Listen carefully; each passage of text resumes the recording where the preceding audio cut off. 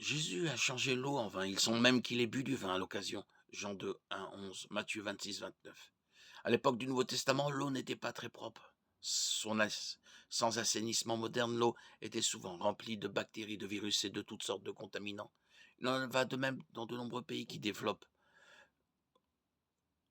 ce genre de bactéries.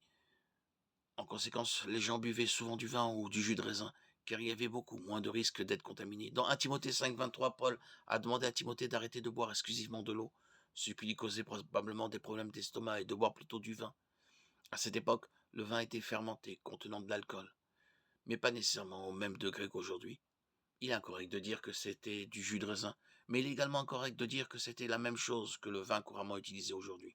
Encore une fois, les Écritures n'interdisent pas aux chrétiens de boire de la bière, du vin ou toute autre boisson contenant de l'alcool. L'alcool n'est pas en soi entaché de péché, c'est de l'ivresse et de la dépendance à l'alcool dont un chrétien doit absolument s'abstenir. Éphésiens 5, 18. Et ne vous enivrez pas de vin, car c'est une débauche, mais soyez remplis de l'esprit. 1 Corinthiens 6, 12. Tout m'est permis, mais tout n'est pas utile. Tout m'est permis, mais je ne me laisserai dominer par rien.